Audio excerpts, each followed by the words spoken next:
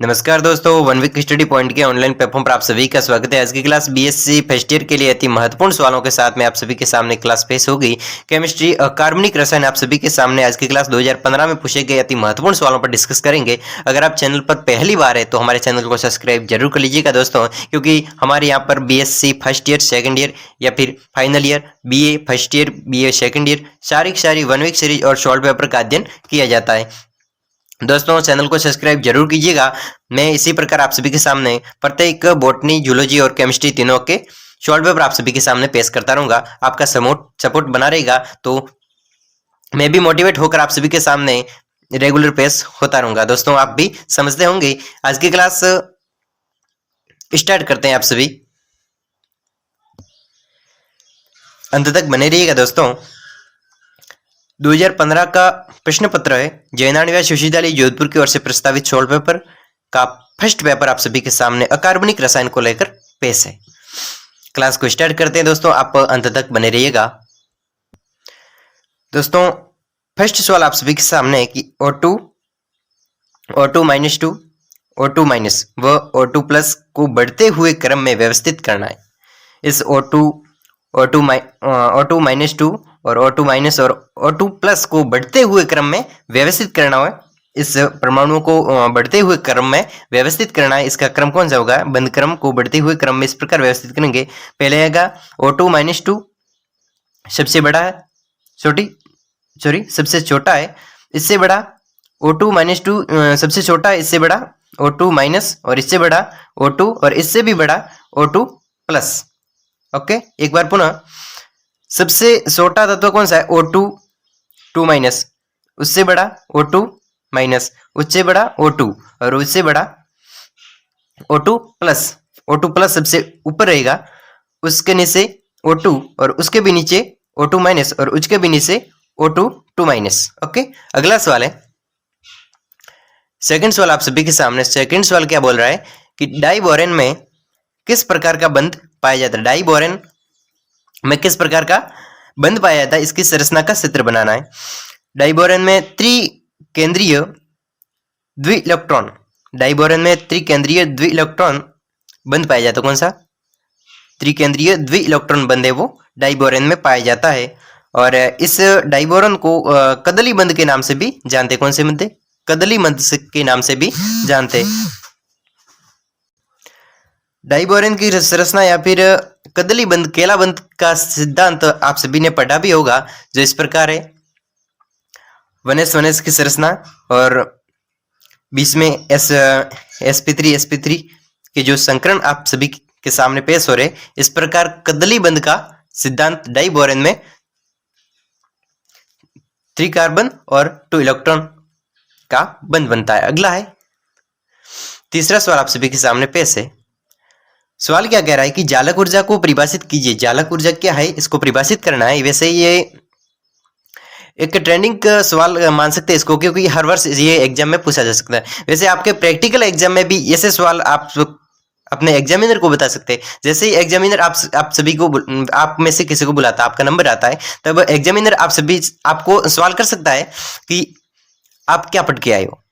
तो आप उसको बता सकते हो कि संयोजकता के बारे में पढ़ के आए। संयोजकता टॉपिक के बारे में आप कुछ भी पूछ सकते हैं। तो संयोजकता कैसे, वैसे जालक ऊर्जा के बारे में भी आप कह सकते हैं। हम वो जो भी आप टॉपिक पढ़ के जाते हैं उसके बारे में बताना। जैसे कि जालक ऊर्जा पर, तो जालक ऊर्जा की परिभाषा पूछ लेगा वो। तो जब अलग अलग गैसीय आयन, अलग अलग कोई दो गैस के आयन है, एक ये आयन एक ये आयन, जब दो अलग अलग गैसीय आयन, एक धनायन है इधर वाला और इधर वाला ऋणायन है, जब अलग अलग गैसीय आयन धनायन और ऋणायन से 1 मोल ठोस क्रिस्टल का निर्माण होता है। इन दोनों से, इसको एक पेज पर लेकर समझते हैं। वैसे आप सभी जानते भी होंगे, लेकिन एक बार समझ लेते हैं। इसको हम इस प्रकार समझ सकते हैं कि जब अलग अलग गैसीय आयन, एक ये आयन है और ये आयन है, ये धनायन यानी प्लस का आयन है और ये ऋणायन यानी माइनस का आयन है, तब इन दोनों के मिलने से क्या बोल रहा है कि धनायन और ऋणायन से एक मोल ठोस क्रिस्टल, एक मोल इन दोनों के मिलने से एक मोल ठोस क्रिस्टल का निर्माण होता है। प्लस माइनस जब मिलते हैं एक मोल ठोस क्रिस्टल का निर्माण होता है, तब ऊर्जा की मात्रा में यहाँ पर जो परिवर्तन होता है, ऊर्जा की मात्रा में जो परिवर्तन होता है, उस परिवर्तन को ही जालक ऊर्जा कहते हैं। क्या कहते हैं? जालक ऊर्जा कहते हैं। ओके, समझ गए होंगे। जब अलग अलग गैसीय धनायन और ऋणायन के मिलने से मिलते हैं, तब ऊर्जा की मात्रा में जब परिवर्तन होता है तो उसे जालक ऊर्जा के नाम से जानते हैं। अगला सवाल है, चौथा सवाल, कि क्रिस्टलीय NaCl, क्रिस्टलीय NaCl में Na प्लस, इस क्रिस्टलीय NaCl में Na प्लस और Cl माइनस आयनों की समन्वय संख्या क्या है? Na प्लस और Cl माइनस ये दोनों आयन हैं, इनकी समन्वय संख्या क्या है? इसकी समन्वय संख्या बतानी है और इसकी त्रिज्या का अनुपात भी बताना है।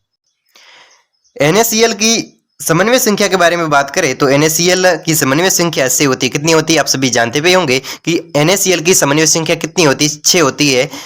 इसका NaCl का त्रिज्या अनुपात की बात करें तो 0.524 इसका त्रिज्या विन्यास, 0.524 इसका त्रिज्या विन्यास होगा। किसका? NaCl का त्रिज्या विन्यास 0.524। ओके, अगला सवाल है, पांचवा सवाल है, क्या है कि सार व सारीय मृदा धातुओं का सामान्य इलेक्ट्रॉनिक विन्यास क्या है? सार और सारीय मृदा धातु, एक तो सार धातुएं होती है और एक सारीय मृदा धातुएं होती है, अलग अलग दोनों धातुएं होती है। अगर आपने आवर्त सारणी के बारे में पढ़ा होगा तो वहां पर धातुओं के बारे में, एक तो सार धातु होती है, सारीय मृदा धातुएं होती है, दोनों अलग अलग धातुएं होती है। तो सार धातुएं होती है और सार मृदा धातुएं होती है, इन दोनों में इलेक्ट्रॉनिक विन्यास क्या होता है? सारीय मृदा धातुओं के तत्वों के नाम व इसके इलेक्ट्रॉनिक विन्यास के बारे में लिखना है। तो इसके बारे में हम समन्वय इलेक्ट्रॉनिक विन्यास देख लेते हैं कि सार धातुओं का असामान्य इलेक्ट्रॉनिक विन्यास, सार धातुएं होती है, एक सार धातुओं के बारे में पढ़ रहे हैं, ठीक है। सार मृदा धातु अलग है, उसके बाद में पढ़ेंगे, ठीक है। सार धातुओं का सामान्य इलेक्ट्रॉनिक विन्यास क्या होता है? NS1 सारीय मृदा धातुओं का सामान्य इलेक्ट्रॉनिक विन्यास, NS2 सारीय मृदा धातुओं के नाम एवं इलेक्ट्रॉन विन्यास। इसका सामान्यतः इलेक्ट्रॉनिक विन्यास और इसका जो भी तत्वों के नाम और उसके इलेक्ट्रॉनिक विन्यास इस प्रकार है कुछ। बेरियम, दोस्तों वैसे इस सार धातुओं और सार मृदा धातुओं का इलेक्ट्रॉनिक विन्यास है, जैसे ये देखिए कि सार धातुओं का सामान्य इलेक्ट्रॉनिक विन्यास, सार धातुओं का इलेक्ट्रॉनिक विन्यास कितना होता है? NS1। और सार मृदा धातुओं का इलेक्ट्रॉनिक विन्यास कितना होता है? NS2। सार धातुओं का इलेक्ट्रॉनिक विन्यास NS1 होता है और सार मृदा धातुओं का इलेक्ट्रॉनिक विन्यास NS2 होता है। ओके, और इसका सारीय मृदा धातुओं के इलेक्ट्रॉनिक विन्यास कुछ इस प्रकार है, देख लेते हैं कि बेरिलियम Be, इसका इलेक्ट्रॉनिक विन्यास He2S2, magnesium Mg, Ne3S2, calcium Ca, ये प्रतीक है और इसके इलेक्ट्रॉनिक विन्यास है। तो कैल्शियम का इलेक्ट्रॉनिक विन्यास Ar4S2 और स्ट्रोंशियम का इलेक्ट्रॉनिक विन्यास Ar5S2, स्ट्रोंशियम का Kr5S2 सॉरी, और बेरियम का Xc6S2, रेडियन का Rn7S2। ओके, अगला सवाल देख लेते हैं, छठा सवाल आप सभी के सामने पेश है। क्या कह रहा है सवाल? क्या कह रहा है कि निम्न तत्वों की आयनिक त्रिज्या को बढ़ते हुए क्रम में व्यवस्थित, निम्न जो तत्व दिए गए उसकी आयनिक त्रिज्या को बढ़ते हुए क्रम में लिखना है। आयनिक त्रिज्या का बढ़ता हुआ क्रम किस प्रकार है कि ये लिथियम, रुबिडियम, क्रोमियम, जो भी धातु है, सोडियम वगैरह, ये धातु है, इसका कौन सा बढ़ते हुए क्रम में लिखना है? Li, इससे बढ़ता हुआ क्रम कौन सा है? NaKRbCs, सीजियम के बारे में। ओके, ये इसका क्या हुआ? बढ़ते हुए क्रम में विन्यास हो गया।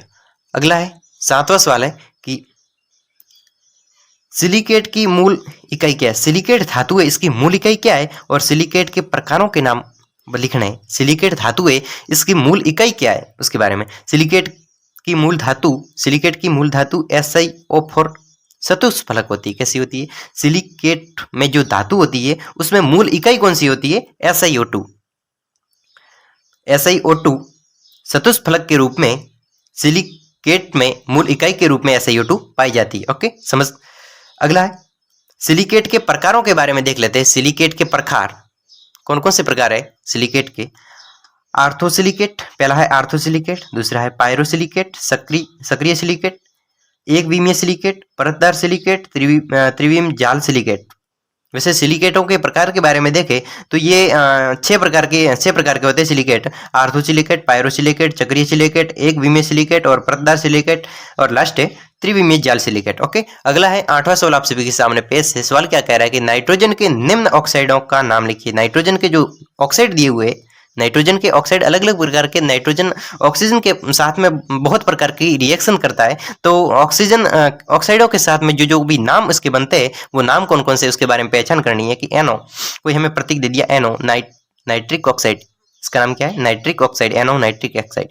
N2O nitrous oxide, N2O nitrous oxide, इसका नाम लिखना है। वैसे NO2 nitrogen dioxide, N nitrogen और डाई यानी 2, NO2 2 यानी डाई, और oxide nitrogen dioxide. Okay, N2O5 N2 यानी डाई नाइट्रोजन पेंटाऑक्साइड। ओके, इसका नाम डाई नाइट्रोजन पेंटाऑक्साइड N2O5। अगला है 9वां सवाल आप सभी के सामने। इस सवाल को समझना है कि विलेयता गुणनफल को परिभाषित कीजिए। विलेयता गुणनफल क्या है, इसको परिभाषित करना है। एक निश्चित ताप पर किसी विलयशील विद्युत अपघटय की संतृप्त विलयन में उपस्थित आयनों की सांद्रता के गुणनफल को विलेयता गुणनफल के नाम से जानते हैं। विलेयता गुणनफल को परिभाषित करना है। विलेयता गुणनफल ये अति इंपॉर्टेंट सवाल है, एग्जाम में पूछा जा सकता है। एग्जामिनर भी आपको प्रैक्टिकल के एग्जाम में पूछ सकता है, इसलिए आपको देख के जाना है, पढ़ के जाना है, रट के जाना है, कुछ भी कहो पढ़ के तो जाना ही है। एक निश्चित ताप पर किसी विलयशील विद्युत अपघटय के संतृप्त विलयन में उपस्थित आयनों की सांद्रता के गुणनफल को विलेयता गुणनफल के नाम से जानते हैं। इसको हम एक पेज के माध्यम से पेज के ऊपर लिखकर समझते हैं। विलेयता गुणनफल को हम इस प्रकार समझ सकते हैं कि विलेयता गुणनफल, इसको हम एक बीकर में, एक बीकर है उसमें कुछ विलेन मिला दिया, कौन सा विलेन मिला दिया है, विलेन डाल दिया है, विलेन, और इसको नीचे से गर्म कर रहे, बर्न के माध्यम से नीचे इस विलेन को गर्म कर रहे इस कीप में लेकर। तो इस विलयशील जो विलय हो रहा है, ये विलयशील जो विलयन है, इस विलयन विद्युत अपघटय के संतृप्त विलयन में उपस्थित, इस विद्युत अपघटय, ये जो विद्युत अपघटय विलयन है, इसमें उपस्थित आयनों की सांद्रता, इसमें जो जो भी आयन उपस्थित है इसकी क्या सांद्रता, और इस सांद्रता के गुणनफल को, जो गुणनफल गुणा करने के बाद में जो उत्तर आता है उसको विलेयता गुणनफल के नाम से जानते हैं। किसी बीकर में उपस्थित किसी विलयशील विलयन में उपस्थित संतृप्त आयनों की सांद्रता के गुणनफल को विलेयता गुणनफल के नाम से जानते हैं। दोस्तों, अगला सवाल है 10वां सवाल है कि 4 बाधक मूलकों के नाम व सूत्र लिखने। कोई 4 बाधक मूलक है। वैसे ये एग्जामिनर BSc फर्स्ट ईयर के एग्जामिनर जो एग्जाम प्रैक्टिकल के एग्जाम होते हैं, जब एग्जामिनर आपका वाइवा लेते हैं, आपका वाइवा करते हैं, तब आपको जाना होता है, तब आपको पूछते हैं कि आप कौन सा टॉपिक तैयार करके आए, तो आप जो जो भी टॉपिक का नाम बताते हैं तो उससे रिलेटिव आपको सवाल पूछे जाते हैं। या फिर आप वैसे रेगुलर स्टूडेंट नहीं है और आपको वैसे इतना पढ़ा हुआ नहीं है प्रैक्टिकल के बारे में, तो वो सामने से सवाल पूछ लेगा प्रैक्टिकल, वैसे एग्जामिनर आपसे पूछ लेगा वाइवा में सवाल कि कोई 4 बाधक मूलकों के नाम बताइए, या फिर जितने भी आपको याद है उतने बाधक मूलकों के नाम बताइए। तो आपको बताना है कि fluoride F-, fluoride, oxalate, borate और फॉस्फेट, ये 4 प्रकार के बाधक मूलक है।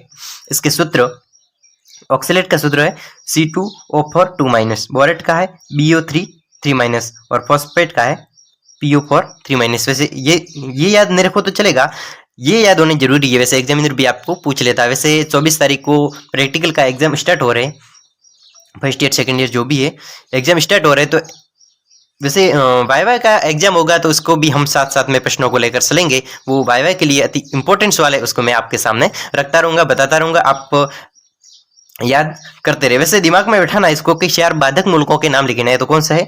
Oxalate, बोलेट, fluoride. फ्लोराइड तो पानी में होती है, आप सभी जानते हैं, जैसे जो कि बाधक का काम करती है। फ्लोराइड पानी में होती है ना, वो सफेद कलर की, तो वही फ्लोराइड।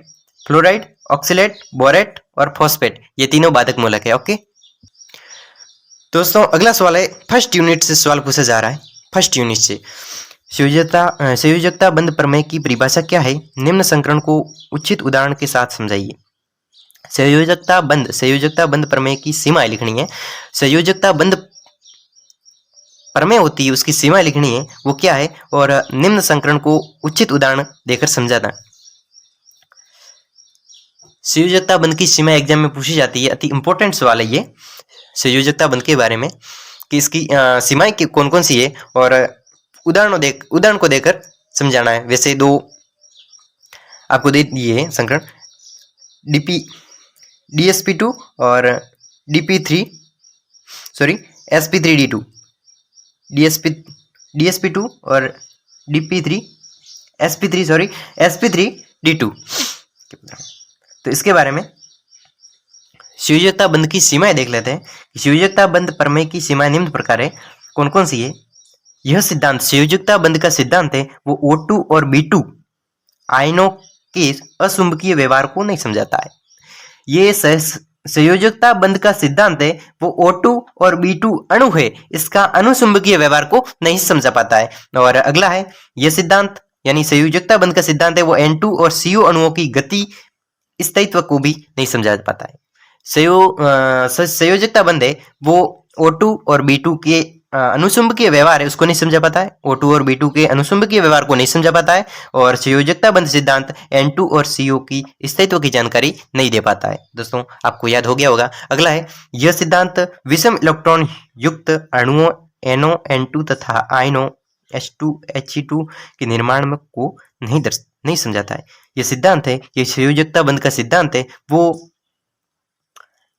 विषम इलेक्ट्रॉनिक युक्त अणु होते, विषम इलेक्ट्रॉन के साथ में जो अणु होते हैं, जैसे कि NO, NO2 तथा आयनों जैसे He2+, He2+ के निर्माण को नहीं समझाते, यानी इसका निर्माण कैसे होता है ये संयोजकता बंध है वो नहीं समझा पाता है। अगला, इसकी सीमा क्या है, इसकी कमियां क्या है? यह सिद्धांत इलेक्ट्रॉन न्यून अणुओं में बंध की प्रकृति को नहीं समझाते। इलेक्ट्रॉन न्यून अणु होते हैं, इलेक्ट्रॉन्स की जिसमें न्यूनता होती है, जिन अणुओं में, जिन तत्वों में इलेक्ट्रॉन की न्यूनता होनी है, इलेक्ट्रॉन न्यून अणु होते हैं, उसमें बंध की प्रकृति यानी बंध है वो कैसा है, सिंगल बॉन्ड है, डबल बॉन्ड है, उसके बारे में बंध की प्रकृति वो किस प्रकार का है, उस बंध की प्रकृति को नहीं समझा पाता है। कौन? संयोजकता बंध की प्रकृति को नहीं समझा पाता, किसकी? इलेक्ट्रॉन न्यून है या फिर ज्यादा है, उसके बारे में नहीं समझा पाता है। ओके, उसकी प्रकृति के बारे में नहीं बता पाता। अगला है, यह सिद्धांत किसी सहसंयोजी बंध में आयनिक गुणों की प्रतिशतता की जानकारी नहीं देता, यानी ये जो भी नहीं करता है उसकी सीमाएं कहलाती है, उसकी कमियां कहलाती है। ठीक है, यानी संयोजकता बंध की कमियां कौन कौन सी है, तो भी ये लिखनी है। संयोजकता बंध की सीमा कौन सी है, तो भी ये लिखनी है, सीमा को, कमियां को। ठीक है, किसी सिद्धांत की सहसंयोजक बंध, कोई भी सिद्धांत है, सहसंयोजकता बंध का जो सिद्धांत है, इस सहसंयोजकता बंध के सिद्धांत से सहसंयोजी बंध में आयनिक गुणों की प्रतिशतता की जानकारी नहीं मिलती है। यह सिद्धांत किसी अणु आयन के सभी रासायनिक भौतिक गुणों की किसी एक रचना द्वारा नहीं समझा पाता। यह सिद्धांत है, यह सहसंयोजकता बंध का सिद्धांत है, वो किसी अणु या फिर आयन की रासायनिक और भौतिक गुणों की किसी एक रचना द्वारा नहीं समझा पाता। या फिर कोई अणु है, ऐसे हम समझ सकते हैं कि कोई अणु और एक आयन, इन दोनों की भौतिक और रासायनिक गुण दोनों में से एक हो तो नहीं समझा पाता। ये दोनों प्रेजेंट है, किसी अणु या फिर आयन के भौतिक और रासायनिक दोनों प्रेजेंट है, तो इसकी हम संरचना के बारे में अध्ययन कर सकते हैं। लेकिन जब अणु या फिर आयन के भौतिक और रासायनिक गुणों में से एक, मान लो कि रासायनिक गुण नहीं है, तो इसका अध्ययन हम नहीं कर पाएंगे, इसकी संरचना का अध्ययन नहीं कर पाएंगे। ये दोनों मौजूद होने चाहिए, ये भी इसकी कमी है सहसंयोजकता बंध की। ओके, वैसे हमने सहसंयोजकता बंध के बारे में तो पढ़ लिया, तो और उचित निम्न संकरण को उचित उदाहरणों के साथ, इस संकरण को, ये संकरण है DsP2 और sp3d2 इसके बारे में समझना है। पहला है DsP2। DsP2 संकरण है उसको यह किस प्रकार है, जब एक डी कक्षक, देखो सामने दिख रहा कितना है, एक डी कक्षक, एक एफ कक्षक, एक एस कक्षक, एक डी है और ये एक डी है और एक एस है, ठीक है। दो पी कक्षक, पी के ऊपर दो लिखे हुए यानी पी के दो कक्षक पुनरावर्ती कर समान ऊर्जा एवं आकृति के 4 कक्षक निर्मित करते हैं तो उसे DsP2 संकरण कहते हैं। दोस्तों समझ गए होंगे एक बार पुनः कि जब एक डी कक्षक, एक एस कक्षक और दो पी कक्षक आपस में ऊर्जा की पुनरावर्ती कर समान ऊर्जा एवं आकार के 4 कक्षक निर्माण करते हैं, आपस में ऊर्जा का आदान प्रदान करके समान ऊर्जा एवं आकार के कक्षक का निर्माण करते हैं उसे DsP2 संकरण के नाम से जानते हैं। यह संकरण DsP2 संकरण कहलाता है। ये इस प्रकार DsP2 संकरण इसमें लागू होता है, NiCN4 2- इसके अंदर DsP2 संकरण लागू होता है। दोस्तों अगला क्या था कि sp3d2 संकरण होता है, वो किस प्रकार होता है, जब एक एस कक्षक, 3 पी कक्षक, पी के ऊपर 3 लिखा हुआ, 3 पी कक्षक और 2 डी कक्षक का पुनर्वितरण, ये आपस में पुनर्वितरण कर समान ऊर्जा और आकृति के 6 नए बंध बनाता है। कितने? 6 नए बंध बनाता है। और वो कितने बना रहा था, वो कितना बना रहा था वैसे देख लेते हैं। 4 बंधों का निर्माण कर रहे थे वो। ओके, अगला सवाल लेते हैं। अगला है सेकंड यूनिट से सवाल है, अति महत्वपूर्ण सवाल है। 2015 में पूछे गए कार्बनिक रसायन के बारे में हम डिस्कस कर रहे हैं। आप सभी ने स्टार्ट में देखा होगा एक बार पुनः। 2015 में पूछे गए अति इंपॉर्टेंट सॉल्व पेपर आप सभी के सामने पेश हो रहे। अगर आप चैनल पर पहली बार है तो चैनल को सब्सक्राइब जरूर कर लीजिएगा दोस्तों। यहाँ पर एक का नहीं अनेकों का साथ चाहिए दोस्तों। आप अंत तक बने रहिएगा और चैनल को सब्सक्राइब करते जाइएगा। आपको हेल्प मिले तो आप इसे सब्सक्राइब जरूर कीजिए दोस्तों, आपके फायदे के लिए रहेगा। आपके एग्जाम भी नजदीक आ रहे। एग्जाम आते आते मैं केमिस्ट्री, बॉटनी और जूलॉजी के काफी हद तक सॉल्व पेपर को पूरे करने की आप सभी के सामने पेश करने की कोशिश में रहूंगा। अगला सेकंड यूनिट से सवाल, सत्रिज्या अनुपात। सत्रिज्या अनुपात क्या है, सत्रिज्या अनुपात किसे कहते हैं, इस प्रकार आप सभी के सामने सवाल पेश हो सकता है एग्जाम में भी। तो आपको ये लिखना है, किसी आयनिक यौगिक के धनायन व ऋणायन की त्रिज्या का अनुपात त्रिज्या अनुपात कहलाता। आप 10वीं 11वीं 12वीं तीनों क्लास में पढ़े होंगे कि त्रिज्या अनुपात क्या है, सत्रिज्या अनुपात क्या है। कि किसी आयनिक यौगिक, कोई आयनिक यौगिक है, यौगिक क्या होता है कि जब दो अलग अलग परमाणु, ये परमाणु और ये परमाणु, जब दो अलग अलग परमाणुओं से कोई मिलने से एक परमाणु बनता है तब उसे यौगिक कहा जाता है। तो किसी आयनिक यौगिक, कोई ऐसा आयनों से बना हुआ हो यौगिक है, उसके धनायन व ऋणायन की त्रिज्याओं का अनुपात त्रिज्या अनुपात कहलाता है। उस साइड में समझा लेता हूँ। जब धनायन और ऋणायन से मिलने से जब यौगिक का निर्माण होता है, इस यौगिक के निर्माण से इसमें त्रिज्याओं का जो अनुपात होगा, धनायन और ऋणायन की त्रिज्या का जो अनुपात होगा, उस अनुपात को ही क्या कहते हैं, सत्रिज्या अनुपात के नाम से जानते हैं।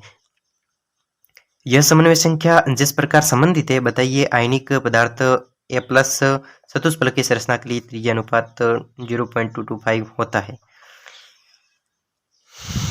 देख लेते। धनायन की त्रिज्या R+ का मान बढ़ाने पर, अर्थात त्रिज्या अनुपात के मान बढ़ने पर घेरने वाले ऋणायनों की संख्या बढ़ जाती है। कि इसमें क्या कह रहा है कि जब कोई यौगिक के धनायन और ऋणायन की त्रिज्या अनुपात है, उस त्रिज्या अनुपात का मान बढ़ेगा। जब कोई धनायन है, जब कोई धनायन यौगिक है, उसकी त्रिज्या का अनुपात बढ़ेगा। किसका? त्रिज्या का अनुपात बढ़ेगा। अर्थात त्रिज्या अनुपात का मान बढ़ने पर घेरने वाले, जैसे ही त्रिज्या अनुपात का मान बढ़ेगा तो उसके त्रिज्या अनुपात को चारों ओर से घेरने वाले जो अणु होते हैं, घेरने वाले ऋणायन होते हैं, उसे ऋणायन कहते हैं। उस ऋणायनों की संख्या भी बढ़ती है। जैसे जैसे धनायन की त्रिज्या बढ़ेगी तो वैसे वैसे उसमें उपस्थित इलेक्ट्रॉन भी बढ़ेंगे। आप सभी वैसे समझते हैं। अर्थात इसकी उसकी समन्वय संख्या भी बढ़ती है। यानी इलेक्ट्रॉनों की संख्या बढ़ेगी तो उसका समन्वय संख्या भी बढ़ेगी। अतः स्पष्ट है कि त्रिज्या अनुपात समन्वय संख्या के समानुपाती होता है। दोस्तों, त्रिज्या अनुपात बढ़ेगा तो समन्वय संख्या भी बढ़ेगी, यानी कि ये दोनों आपस में समानुपाती है। अगला है त्रिज्यानुपात। अतः त्रिज्यानुपात से समन्वय संख्या का निर्धारण होता है। त्रिज्या अनुपात के आधार पर ही समन्वय संख्या का निर्धारण होता है। जैसे जैसे त्रिज्यानुपात बढ़ेगी, कोई त्रिज्या है, मान लो कि ये व्रत है और यानी परमाणु है, परमाणु मान लो, और परमाणु की ये त्रिज्या है, ये क्या है, इसको हम क्या बोलते हैं, त्रिज्या। जैसे जैसे ये त्रिज्या बढ़ेगी यानी कि ये बड़ा हो गया, जैसे जैसे ये त्रिज्या बढ़ेगी तो इलेक्ट्रॉनों की संख्या भी बढ़ेगी। तो त्रिज्या त्रिज्या अनुपात, ये त्रिज्या का जो अनुपात है वो समन्वय संख्या यानी इलेक्ट्रॉनों की संख्या के बराबर है। ओके, आप समझ गए होंगे। त्रिज्या अनुपात बढ़ेगा तो समन्वय संख्या बढ़ेगी, और समन्वय संख्या बढ़ेगी तो इलेक्ट्रॉनों की संख्या बढ़ेगी, और समन्वय संख्या से क्रिस्टल संरचना का निर्धारण किया जाता है। समन्वय संख्या के आधार पर क्रिस्टल संरचना का, उसकी इस पदार्थ की क्रिस्टल संरचना है उसका निर्धारण किया जाता है, जिसे त्रिज्या अनुपात नियम के नाम से जानते हैं।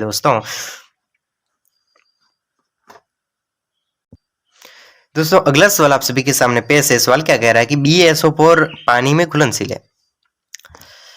BaSO4 पानी में घुलनशील है, जबकि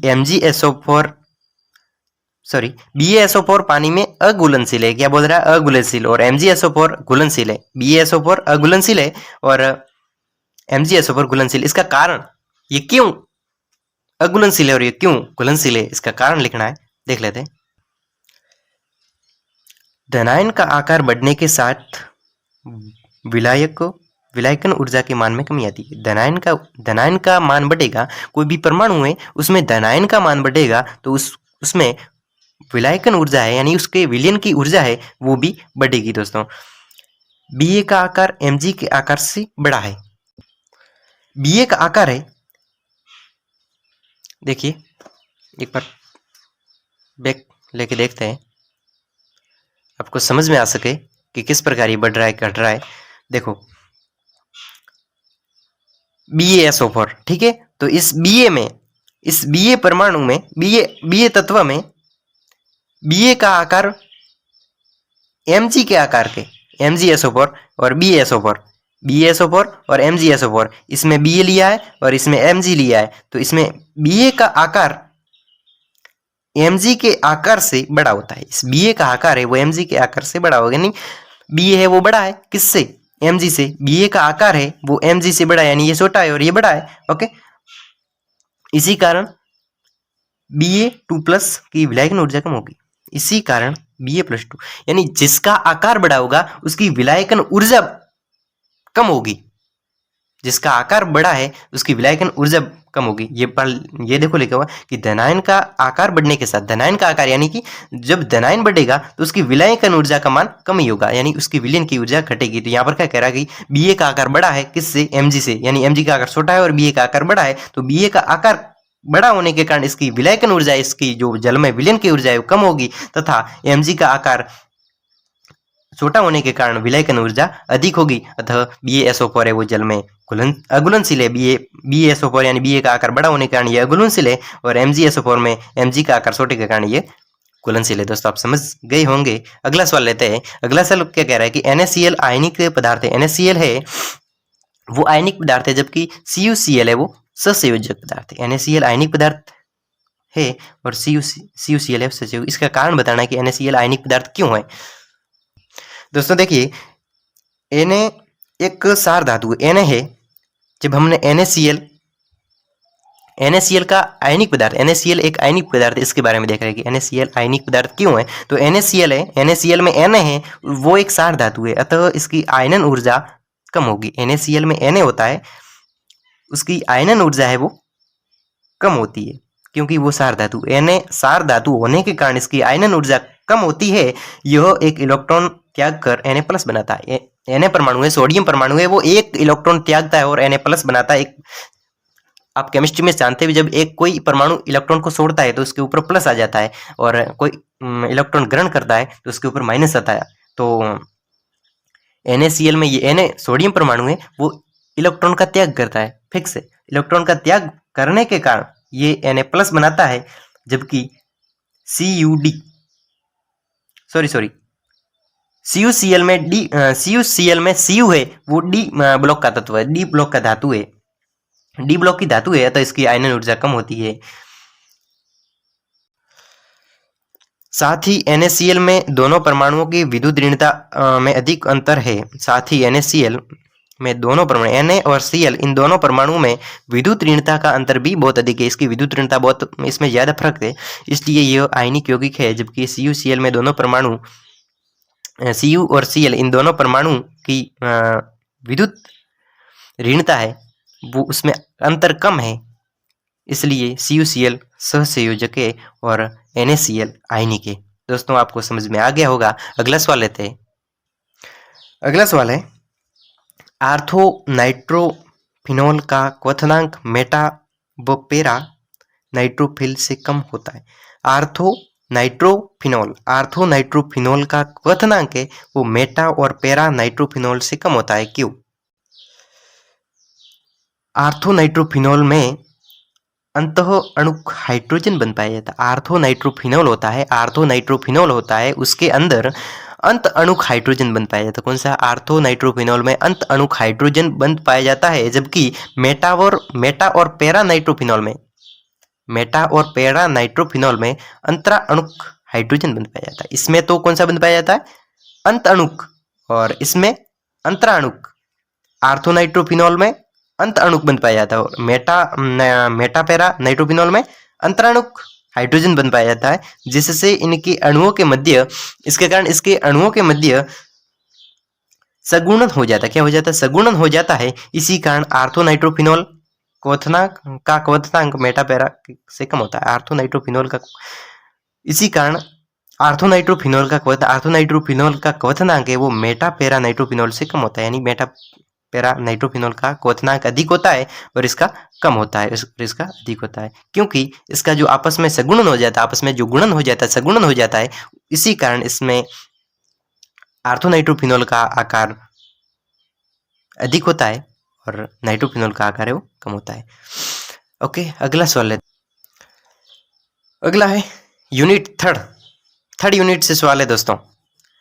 वैसे पेपर में आप फर्स्ट ईयर के स्टूडेंट हैं, पेपर में यूनिट वाइज सवाल आता है। फर्स्ट यूनिट से 2-3 सवाल दे दिए, सेकंड यूनिट से 2-3 सवाल दे दिए, इस प्रकार 60 कर सवाल आते हैं। तो दोस्तों आप ध्यान रखिएगा किस प्रकार सवाल आते हैं, किस प्रकार आप यूनिट के हिसाब से पढ़िएगा। अगर सिलेबस पढ़ रहे हैं और 16 पेपरों में, तो मैं आप सभी के सामने अति महत्वपूर्ण सवालों को तो पेश कर रहा हूँ। वैसे दोस्तों 16 पेपर के प्रश्न है वो 50% सवाल है।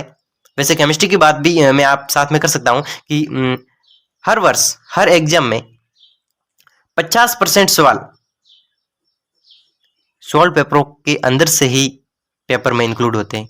जो भी आपका पेपर होगा, अप्रैल में आपका पेपर होगा, तो आपके पेपर में 16 पेपरों के, यानी पिछले वर्ष के जो भी पेपर हुए 2015 से लेकर 2022 तक के जो भी पेपर हुए उनको आप पढ़ लेते हो तो आप 50% अपने पेपर, आने वाले पेपर को कवर कर सकते हो। तो आप इस चैनल को सब्सक्राइब जरूर कर लीजिएगा। दोस्तों जुड़ जाइए, मैं इसी प्रकार आप सभी के सामने सारे के सारे 16 पेपरों को पेश करता रहूंगा। दोस्तों सवाल क्या कह रहा है कि सीमेंट के रासायनिक संगठन को बताना है कि सीमेंट का रासायनिक संगठन किस प्रकार का होता है, सीमेंट किस किस पदार्थों से मिलकर बना होता है, उसके बारे में यह अति इंपॉर्टेंट सवाल है। वैसे पेपर के पार्ट सी में, पेपर का जो भी लास्ट में पार्ट होता है सी, उसके अंतर्गत ये सीमेंट के सवाल आते हैं, सीमेंट किस पदार्थों से मिलकर बना आता है। वैसे ये तो सवाल ट्रेंडिंग की लोगों की हर साल ये सोने का सवाल, तो सोने में कौन कौन से होते हैं, सीमेंट में कौन कौन से होते हैं, उनके पदार्थों निर्माण की विधि किस प्रकार से निर्माण होता है, उसके बारे में सवाल तो आ ही जाते हैं। तो सीमेंट का निर्माण, सीमेंट के अंदर सोना है CaO 60 से 70% की मात्रा तो याद करने की वैसे जितनी जरूरत है कि कौन कौन से सीमेंट के अंदर सोना, silica, alumina, iron, magnesia, sulphur dioxide, soda एवं पोटास, ये सभी क्या होता है इस सीमेंट के निर्माण में प्रयुक्त होते हैं। यानी कच्ची सामग्री होती है सीमेंट की, सोना, silica, alumina, iron, magnesia, sulphur dioxide, soda, potash. आप ये भी लिख सकते हैं, इसका सूत्र भी CaO सोना, silica SiO2, alumina Al2O3, iron Fe2O3, iron Fe2O3, magnesia MgO, sulphur dioxide SO3, soda एवं पोटास Na2O+K2O, ये सोडा एवं पोटास है। ये क्या है? ये सीमेंट के निर्माण में प्रयुक्त होने वाली कच्ची सामग्री कौन सी है? ये सभी ओके, इस प्रकार होता है सीमेंट का निर्माण। सीमेंट के निम्न प्रकार है, सॉरी दोस्तों, इसके सवाल में पूछा गया है सीमेंट के प्रकार कौन कौन से। पहला तो सीमेंट का संगठन, सीमेंट का किस प्रकार का संगठन हमने सोना सिलिका पढ़ लिया, ठीक है। अब है सीमेंट कितने प्रकार के होते हैं, उस प्रकारों के बारे में देखना है। सीमेंट के निम्न प्रकार होते हैं पोत्सलाना, पोत्सलाना सीमेंट। कौन सा सीमेंट, पोत्सलाना सीमेंट। प्राकृतिक सीमेंट, पोर्टलैंड सीमेंट, आपने नाम तो सुना होगा, पोर्टलैंड सीमेंट तो यहाँ पर आता है। पोर्टलैंड सीमेंट, सामान्य पोर्टलैंड सीमेंट, तीव्र कठोर होने वाली पोर्टलैंड। दोस्तों, तीव्र कठोर होने वाली पोर्टलैंड सीमेंट होती है जो कुछ ही समय बाद में तीव्रता से कठोर हो जाती है, यानी एकदम जाम हो जाती है। अति तीव्र कठोर होने वाली पोर्टलैंड, अति तीव्र कठोर होने वाली, बिल्कुल इससे भी तीव्र होती है पोर्टलैंड सीमेंट। पोर्टलैंड वात्या भट्टी सीमेंट, पोर्टलैंड वात्या भट्टी सीमेंट, अलग अलग प्रकार। निम्न ताप पोर्टलैंड सीमेंट, निम्न ताप पोर्टलैंड सीमेंट। सल्फेट प्रतिरोधी पोर्टलैंड सीमेंट, कौन सा, सल्फर प्रतिरोधी पोर्टलैंड सीमेंट। श्वेत पोर्टलैंड सीमेंट, दोस्तों श्वेत पोर्टलैंड सीमेंट ये सीमेंट है वो हमारे घरों में जो भी टाइल्सें फिट की जाती है, टाइल्सों को फिट किया जाता है, उसके अंदर जो जैसे हमारे किसी भी घर के फर्श पर जो लगाई जाती है, जैसे उस पर जो सफेद सीमेंट होता है वो भी इसके अंदर इंक्लूड है। वैसे तीव्र कठोर होने वाला वो सीमेंट होता है, तो वही सीमेंट श्वेत पोर्टलैंड सीमेंट। रंगीन पोर्टलैंड, श्वेत आ गया तो रंगीन भी आएगा। उच्च alumina cement, super sulphate cement और विशिष्ट सीमेंट भी इसके अंतर्गत शामिल है। कौन सा, विशिष्ट सीमेंट। दोस्तों एक बार पुनः इस सीमेंट के प्रकारों को देख लेते हैं कि सीमेंट के कौन कौन से प्रकार होते हैं। पोत्सलाना सीमेंट, प्राकृतिक सीमेंट, पोर्टलैंड सीमेंट, पोत्सलाना, प्राकृतिक, पोर्टलैंड और सामान्य पोर्टलैंड। पोर्टलैंड किया तो सामान्य पोर्टलैंड, तीव्र कठोर होने वाला और अति तीव्र होने वाला। एक तो तीव्र कठोर होने वाला पोर्टलैंड, एक अति तीव्र कठोर होने वाला पोर्टलैंड सीमेंट। पोर्टलैंड वात्या सीमेंट, निम्न पोर्टलैंड सीमेंट, सल्फेट प्रतिरोधी पोर्टलैंड सीमेंट, सफेद पोर्टलैंड सीमेंट, रंगीन पोर्टलैंड सीमेंट, उच्च alumina cement, super sulphate cement और विशिष्ट सीमेंट आदि सीमेंट आप सभी के सामने पेश है। इस प्रकार के प्रकार होते हैं, सीमेंट के प्रकार होते हैं, यानी किस किन किन किन किन किन प्रकार का सीमेंट होता है। ओके, अगला सवाल है सूने पर संक्षिप्त में। सूना अभी मैंने आपको बताया कि सूने पर संक्षिप्त में टिप्पणी करनी है। सूना किस किस से मिलकर बना होता है, किस प्रकार प्राप्त किया जाता है सूने को, उसके बारे में। सूना शुष्क कैल्शियम ऑक्साइड CaO, सूने का सूत्र क्या होता है, CaO, आप जानते हो। सूना शुष्क कैल्शियम ऑक्साइड CaO को कहते हैं। शुष्क कैल्शियम ऑक्साइड, सूना किसको कहते हैं, शुष्क कैल्शियम ऑक्साइड को ही, शुष्क कैल्शियम ऑक्साइड को ही सूना कहा जाता है, जिसे सूने के पत्थर से प्राप्त किया जाता है। कहाँ से, सूने के पत्थर से प्राप्त किया जाता है। सूने के पत्थर के विस्थापन से सूना प्राप्त किया। सूने के पत्थर CaO3, सूने के पत्थर के विस्थापन यानी उसको गर्म करने पर CaO + H2 CO2, CaO अलग हो गया और H2O बाहर हो गया, यानी सूने के पत्थर के विस्थापन से यानी सूने के पत्थर को गर्म करने पर CaO यानी सीमेंट प्राप्त होता है और CO2 गैस वो बाहर निकल जाती है।